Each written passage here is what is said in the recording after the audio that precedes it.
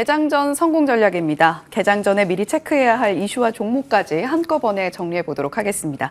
IBK 투자증권 분당 WM센터 함정남 차장님 모시고 있습니다. 안녕하세요. 안녕하세요.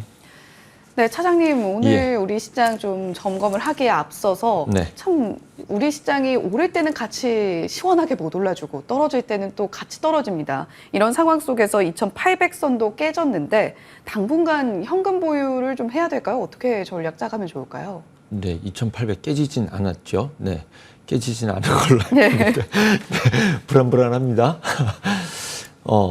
옛날부터 좀 늘 그랬던 것 같아요. 장이 좋을 땐 좀 못 쫓아가고 장이 불편할 땐 여기저기서 녹아내릴 수 있는 악재들은 먼저 반영되는 굉장히 예민한 증시가 한국 증시이지 않나라는 생각이 듭니다. 네. 어찌됐든지 간에 삼성전자가 코스피는 지켜내고 있는데 결론부터 말씀드리면 코스닥은 불편할 수밖에 없는 지금 위치에 들어가 있고 그것이 중소형주로 조금 기지개를 필만 했었는데 거기에 대한 신뢰가 깨지면서 전형적인 대형주와 아예 극심한 테마 장세가 이어질 수밖에 없는 상황이라는 것을 전제로 시황을 이야기해야 될 것 같습니다. 예, 2,800선이 깨지진 않을까 두렵다라고 말한다는 것이 2,800이 깨졌다라고 말씀을 드렸습니다. 저는 좀 촉이 안 좋은 편이니까요. 2,800선 잘 지켜주면서 오늘 우리 시장 좀 힘을 내주면 좋겠다라는 바람도 함께 전해봅니다. 트럼프가 던진 돌멩이의 반도체 섹터가 약간 패닉에 빠진 듯한 모습입니다. TSMC 실적이 좀 투심을 끌어올려주지 않을까라고도 생각을 했는데 어떻게 보시나요? 일단 반도체부터 얘기를 해보면 그 TSMC 니네 괘씸하다. 우리 회사 돈 다 벌어가잖아. 니들도 방위비 내. 라는 말도 안 되는 논리를 던졌습니다. 네. 거기에 이제 확산해서 생각해 본다라고 한다면 이거 칩스법 다시 만질 분위기이다 보니 거기에 막상 대통령 되면 저렇게 되겠어? 라는 이제 좀 이런 방어적인 생각도 할 수 있었는데 부통령으로 선임한 사람 벤스라는 사람이 똑같은 색깔을 갖고 있기 때문에 만약에 공화당이 연임을 해서 집권한다면 지금 트럼프 같은 아이디어를 갖고 정책을 밀어나가는 이런 공화당 정치가 12년까지도 장기 집권될 수 있기 때문에 그렇게 된다면 그러니까 공화당이 집권한다는 것이 아니라 공화당이 집권하면 트럼프 같은 계열의 성향의 정책적이 이어질 수 있는 리스크까지 시장에서는 반영이 되고 있는 것 같습니다. 그렇다라고 한다면 이것이 가능할 수 있느냐는 나중에 가서 생각해 볼게요. 트럼프는 그렇게 할 수도 있겠지만 트럼프가 자국 우선주의라는 것을 염두에 뒀었을 때 이것이 제일 불편한 것이 TSMC일까요? 저는 그렇게 생각하지 않아요. 뭐래? 너네가 우리한테 수주를 와서 만들어 달라며. 오히려 염려가 되는 것은 엔비디아 또한 피해를 볼 수 있거든요. 만약에 그렇게 된다고 한다면 TSMC가 변심을 해버리면 이렇게 됐었을 때 TSMC가 변심하는 것이 아니라 대만의 정치적 색깔이 지금 민주당 친미 정권이 잡지 않았습니까? 이러다가 이런 식이면 친중도 나쁘지 않은데라는 생각을 하게 된다고 한다면 나중에 이거는 좀 역설적으로 좀 긴 이야기지만 어쨌든 미국 또한 피해를 보는 것이 마찬가지라는 이야기입니다. 사실은 이렇게 됐을 때 가장 발등에 불 떨어진 것은 저는 엔비디아라고 생각이 들고 그런 관점에서 봤었을 때 엔비디아 역시 삼성이 빨리 퀄을 통과해 주기를 바라는 마음이 가장 간절할 수밖에 없지 않을까. 어차피 한 대 맞을 수 필요했었던 조정 이런 것들이 사실 일관적으로 많은 이들이 9월 달에 금리 인하 전후로 조정을 줄 것이다라는 이야기가 있었는데 금리 인하가 좀 땡겨질 수도 있다. 맞을 매를 모든 이들이 9월 금리 인하 때 조정을 줄 거다라고 한다면 이거 거의 일색이거든요. 그렇다면 모두가 알고 있다면 그것이 맞을 매를 조금 앞당겨서 막고 있는 과정 중에 하나 있고 지금 어저께부터 반도체는 조금 단기적으로 과하게 맞은 트럼프 언급 때문에 때려 맞은 것은 좀 과하게 맞은 이런 느낌이 있다. 그런 관점에서 삼성전자의 어저께 주가 흐름을 본다면 상대적으로 확실히 안정감을 가져갈 수 있는 모습이 있고 상대적으로 많이 오르지 않았다라는 것과 메모리업이 통한하고 있다라는 것과 확실히 앞으로 성장 밸류를 부여해 줄 수 있는 HBM이라든가 CXL에 대한 기대감이 녹아져 있다라는 것.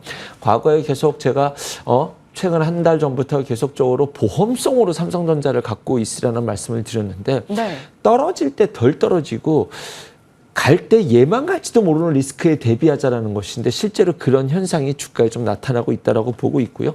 SK하이닉스 뭐 이렇게 표현해도 될지 모르겠지만 울고 싶은 애 뺨 맞은 격이다. 한번 조정을 줄 수도 있었던 자리에서 트럼프 리스크로 한번 맞았는데 단기적으로 좀 세게 맞은 느낌은 있다라는 생각은 듭니다. 여기서 바로 추산해서 뭐 다시 돌파 랠리가 시작될 거면 이렇게 말씀드리기는 어렵겠지만 조정을 한번 줘야 될 자리에 트럼프 핑계를 갖다 대서 조정을 줬다라고 생각이 듭니다. 예, 조정을 할 자리에 있어서 트럼프 후보와 정치적인 변수를 핑계로 해서 전반적으로 많이 오른 부분에 대해서 상쇄하는 흐름이 나타나고 있다라고 말씀을 해주셨습니다. 그런 관점에서 삼성전자가 오히려 이러한 좀 약간의 불안한 흐름 속에서 떨어질 때 좀 지켜주고 오를 때 또 혼자 오를 수 있는 기회를 제공할 수도 있다라고 말씀을 해주셨는데요. 지금의 조정을 기회로 삼을 반도체 종목들 어떤 것들이 있을지 저희가 또 살펴보면 좋을 것 같아요. 바로 지난주에 이번 주죠. 반도체 볼 때 삼성전자가 만약입니다. 이거는 예. 계속 랠리를 간다면 그것은 메모리업이 좋아지는 것보다도 그건 이미 시장에 다 알고 있으니까 그것은 삼성전자가 앞으로 성장 밸류를 부여할 수 있는 HBM 퀄과 그리고 이제 저는 HBM 퀄만 말했는데 CXL을 지금 같이 움직이고 있죠. 삼성전자의 차세대 반도체에 대한 투자와 성공 시나리오에 대한 기대감이 반영이 될 수 있을 것이다라는 종목들을 말씀드렸었는데 여전히 그쪽이 먼저 가장 탄력적으로 앞서 움직이고 있지 않나는 생각이 듭니다. 엑시콘이 좀 이렇게 좀 조정을 주는 모습이 보여서 이렇게 좀 그런 시그널이 반전 시그널이 뜨면 말씀드리려고 했는데 그냥 뭐 바로 땡겨 올렸죠. 예. 엑시콘과 네오셈이 대장이 될 수 있을 것 같고요. 일단은 지난주에 지난 시간에 말씀드렸던 오로스 테크놀로지는 삼성전자양 HBM 패드 오버레이 장비 수주가 있었습니다. 앞으로 지속적인 수주가 나올 수 있는 기대감은 오로스 테크놀로지. 또 하나는 네오셈이죠. 역시 마찬가지로 CXL 메모리 양산용 검사 장비를 납품을 했죠. 향후 앞으로 계속 기대감이 이어질 수 있을 것 같습니다. 그 다음에 또 하나는 이제 액치능각과 관련된 K엔솔이라는 종목인데요. 실제로 이제 반도체 전반적으로서는 HBM에 집중되어 있지만 실제 캐펙스 투자는 내년과 내후년에 집중되어 있었거든요. 그동안 메모리 사이클에서는 감산이 화두였다고 한다면 이제는 감산의 정상화 그러면 HBM 쪽으로 지금의 공장들은 HBM CXL로 전환되고 메모리 옆에서는 앞으로 치킨 게임을 준비한다라는 말은 저의 좀 앞서가는 예상일지도 모르겠습니다만 어쨌든 이쪽의 캐펙스 투자는 실제로 2025년과 6년에 집중되어 있었을 때 클린룸을 하고 있는 K엔솔은 수혜를 받아갈 수 있다라는 부분과 실질적으로 실적이 계속적으로 우상향하고 있다라는 것 여기 액치능각까지 플러스 알파로 볼 수 있는 종목들 오늘은 세 종목 오로스 테크놀로지, 네오셈, K엔솔 좀 지켜보자라고 말씀드리겠습니다. 예, 삼성전자 그리고 반도체 시장 전반적으로 HBM에 대한 이야기가 많이 나오고 있습니다만 우리가 놓치지 말고 가져가야 될 부분이 CXL이다라고 말씀을 해주셨습니다. 뭐 사실 이미 함 차장님이 방송에서 언급을 해주셨던 종목으로 오로스 테크놀로지 대표적으로 있겠고요. 엑시콘과 네오셈도 대장격으로 움직일 가능성 그리고 클린룸 사업의 절대 강자라고 할 수 있는 K엔솔도 함께 언급을 해주셨으니까요. 계속해서 시장에서 지켜보시면 좋을 것 같습니다. 자, 어제 시장이 어쨌거나 하락을 했는데 에코그룹주가 반등을 해줬습니다. 코스닥 해지 역할을 2차 전지가 해줄 수 있을까? 버팀목으로 좀 우리가 지켜봐도 좋을까? 이런 궁금증이 생깁니다. 어떻게 보시나요? 어제 2차 전지가 왜 올랐나라고 말씀드리면 솔직히 잘 모르겠습니다. 네. 어떻게 이유를 말씀드릴지 모르겠는데 뭐 일단은 바닥권에 있다라는 것은 스스로 증명하고 싶어하는 것 같아요. 하지만 누누이 말씀드리지만 바닥을 다지기는 쉽지만 추세를 바꾸기는 건 어렵습니다. 지금 이제 2차 전지 쪽의 양극재, 음극재 이야기를 할 때 이쪽과 관련돼서 수출 데이터가 조금씩 나아지는 모습은 보이지만 아직 큰 의미를 부여할 정도로 돌고 있지는 않다. 주가가 거기에 연동해서 움직인다라고 하는데 실제로 이제는 다 공장들이 해외 공장에 있기 때문에 우리나라 수출 데이터보다는 이제부터는 그것에 대한 리스크는 조금 완화될 수 있는 기대감이 내년부터는 반영될 수 있다라고 생각이 들고요. 이제부터 이쪽에 대한 조금 긍정적인 뷰를 주기 위해선 단순 전기차로만 이야기해서 또 너무 비관론적으로 계속 이야기하고 있는 것 같아요. 이제 이쪽에 대해서 좀 비관적으로 보고 계신 분들은 네. 그렇게 보시면 안 된다라고 생각이 듭니다. 왜냐하면 이쪽은 전기차는 이제 하이브리드 간다라고 하지만 그래도 전기차를 완성차 입장에서는 전방 기업들에게서는 생산을 안 할 수는 없는 것이고 두 번째는 양극재, 음극재 같은 경우는 ESS에 대한 확실한 성장성이 앞서 단에서는 안 갔었다라고 말해서 이제 시작한다라고 말씀드려도 충분할 정도로 이제 충분히 그 성장성이 담보되어 있는 섹터 중에 하나가 저는 ESS라고 보고 있고요. 또 하나는 충전소 또한 기대감이 있습니다. 그래서 양극재와 음극재 앞으로 시나리오를 풀 수 있는 기대감은 충분히 있기 때문에 이쪽 섹터에서 뭐 막연한 기대감을 계속 갖고 있는 분들은 지금 충분히 버텨내고 있으시다라고 생각이 들어서 오히려 추세를 전환하는 시그널이 뜬다라고 한다면 그 이후에는 이제 좀 쇼커버에 대한 틀림없이 그것이 나올 수 있는 위치라고 생각이 듭니다. 그때는 주가가 탄력을 받을 수도 있을 거라고 생각이 드는데 그때가 어떤 때가 그럴 시그널이라고 생각하세요라는 질문을 많이 받았었습니다. 그래서 여전히 똑같아요. 종가 기준 몸뚱이가 8% 가까이 되는 캔들이 등장을 한다면 그날의 뉴스는 틀림없이 의미가 있을 것이다. 어떤 뉴스에 그런 캔들이 등장하는지는 지켜보고 기다려보자라고 말씀을 드려야 될 것 같네요. 예. 명확한 상승의 이유가 잘 보이지 않는 것이 사실이긴 합니다. 하지만 2차 전지의 반등을 기다리고 계신 분들도 상당히 많으실 것 같은데요. 추세의 반전이다라고 확신하기는 물론 어려운 상황이긴 합니다만 2차 전지 쪽에서 우리가 전기차뿐만 아니라 ESS 쪽까지 지켜보면서 앞으로 캔들의 모양을 좀 지켜보셔라 라는 이야기도 함께 전해주셨습니다. 자, 그리고 함 차장님께서 힘주어서 꾸준히 강조해 주셨던 부분이 바로 원전 섹터가 아닐까 싶습니다. 사실 한 차례 일정이 연기되긴 했습니다만 사실상 한국의 손을 좀 들어준 듯한 느낌이 좀 들었던 원전주였는데 장 초반에 급등하는 모습만 봐도 오늘 힘 엄청 어마어마하게 뿜어주겠다라고 했었는데 힘이 좀 빠졌습니다. 체코 수주를 선반영하고 있는 건지 아니면 대응 전략을 우리가 좀 수정을 해가야 될지 그 부분이 좀 궁금하거든요. 자, 일단은 뉴스만 그대로 그냥 투명하게 해석해 보도록 하겠습니다. 4기 중에 2기만 수주했는데 4기 통틀어서 30조 규모일 줄 알았는데 네. 2기만 했는데 24조 규모라고 한다면 뭐 우리가 지긋지긋하게 우려했었던 저가 수준은 아니거라는 생각이 듭니다. 네. 그리고 앞으로 남은 2기도 우리에게 우선권이 주어졌기 때문에 이것은 체코가 유럽 국가들이 프랑스를 져버리고 한국에게 주는 첫 번째 이슈가 이게 그렇게 나오기가 어렵습니다. 어려워요. 안 돼요. 그런데 단독 수주로 받은 것으로서 한국이 경쟁력이 있다는 것을 입증했다는 것을 우리가 인정해야 되는 뉴스입니다. 네. 주가 왜 이래요?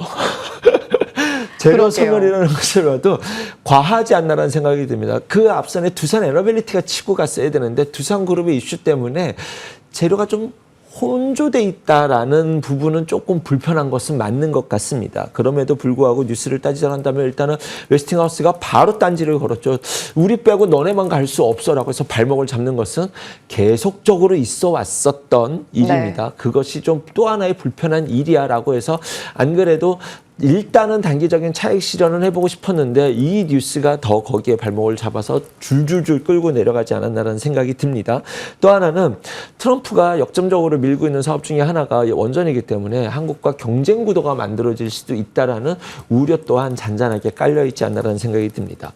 하지만 이것을 제외한다 하더라도 앞으로 남아있는 기대감은 지금 체코가 프랑스를 버리고 한국에 수주를 줬다라는 것은 지금 유럽 국가와 중동 국가들의 원전의 앞으로의 투자에 대한 기대감이 줄줄이 연이어 있거든요. 지금 뭐 우리가 공식적으로 리포트에 나오는 것만 해도 폴란드, 아랍에미레이트, 네덜란드, 튀르키예, 우크라이나, 뭐 슬로바니아 줄줄이에요. 줄줄이.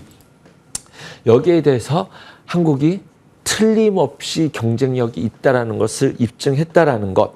그러면 과거에 이게 이제 어떤 리포트 봤는데 이게 좀 공감이 됐었어요.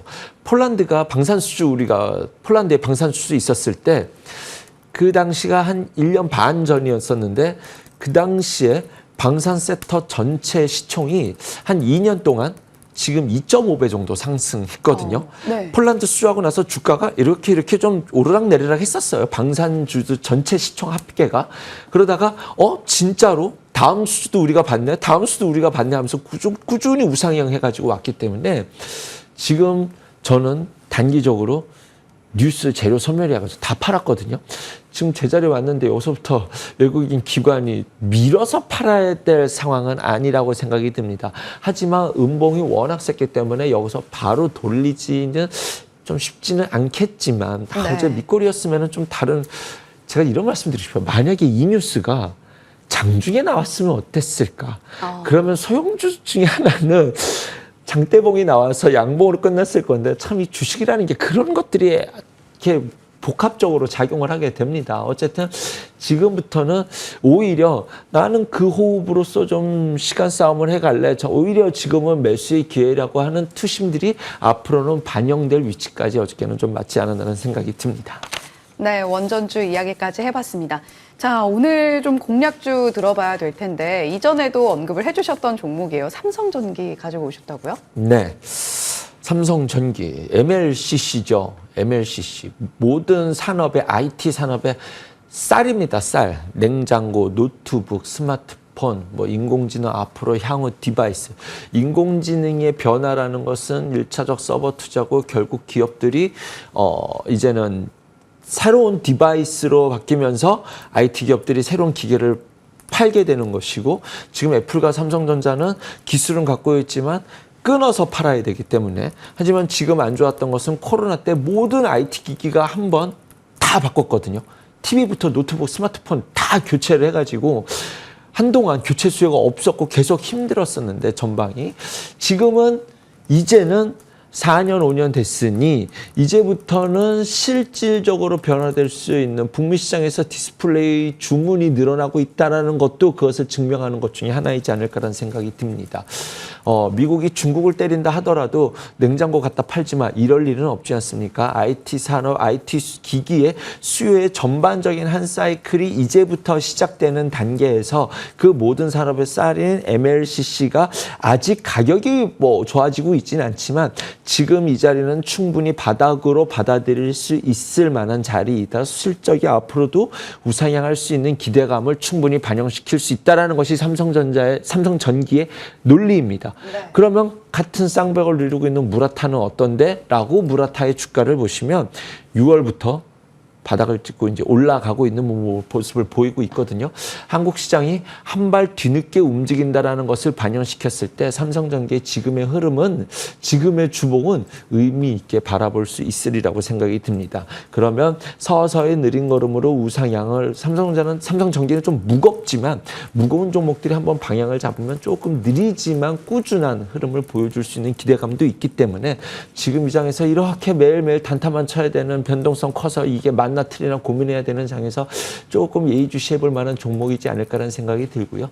신사업에 대한 포트의 기대감들이 있는데, 얘가 갖고 있는 파이프라인이 실리콘 커패시터라든가 글라스 기판, 소형 전고체 전지, 이 세 가지 파이프라인이 다 만만치 않은 이런 기대감을 가져가 볼 수 있을 만한 그런 파이프라인을 갖고 있어서 그쪽에 대한 기대감까지 플러스 알파 요인이 앞으로 향후 난다라고 한다면 지금 자리에는 많이 올랐다가 아니라 이제 고개를 들었다라고 해석도 가능하다라고 저는 생각해 봅니다. 네, 모든 산업군에 마치 쌀과 같은 존재다라고 비유를 해주셨습니다. 삼성전기, 현재 저평가 국면에서 꾸준한 흐름 기대해 볼 수 있는 종목이니까요. 힘이 빠진 포트폴리오라면 밥심을 불어넣어줄 종목으로 우리가 지켜볼 만한지 계속해서 살펴보시면 좋을 것 같습니다. 지금까지 개장전 성공전략 IBK 투자증권 분당 WM센터 함정남 차장님과 함께 이야기 나눠봤습니다. 오늘 말씀 고맙습니다. 감사합니다.